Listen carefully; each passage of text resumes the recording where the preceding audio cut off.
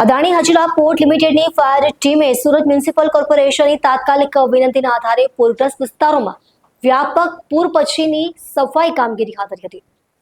10 જુલાઈની વહેલી સવારે લગભગ 3:30 કલાકે કોલ મળતા જ ફાયર ફાઇટર્સની ટીમ ફાયર ટેન્કર સાથે ડોંબાલ ફાયર સ્ટેશન પહોંચી હતી। ત્યાંથી તેમને જીઆઈડીસી નજીકની બાબા સીતારામ સોસાયટી અને પાંડેસરાના મારુતિનગર વિસ્તારમાં તૈનાત કરવામાં આવ્યા હતા।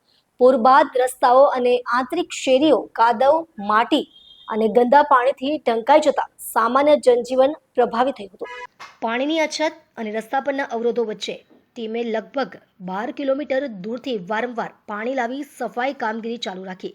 રોટેશન આધારિત શિફ્ટમાં સતત 65 કલાક સુધી કામગીરી કરીને આશરે 15 થી 17 કિલોમીટર જેટલા રસ્તાઓ અને શેરીઓને ફરી ઉપયોગ લાયક બનાવવામાં આવ્યા। આ અભિયાનથી અવરજવર પુનઃ સ્થાપિત થવાની સાથે ગંદા પાણી અને કચરાના નિકાલથી જાહેર આરોગ્યના જોખમમાં પણ ઘટાડો થયો। સ્થાનિક રહેવાસીઓ અને નાગરિક સત્તાવાળાઓએ એએચપીએલ ફાયર ટીમની સમયસરની કામગીરી અને સમર્પણની પ્રશંસા કરી હતી। આ પહેલ કટોકટીના સમયમાં સ્થાનિક સમુદાયોને સહયોગ આપવા તથા પ્રદેશની સુખાકારી અને સ્થિતિસ્થાપકતા માટે એએચપીએલની પ્રતિબદ્ધતાનું વધુ એક ઉદાહરણ છે।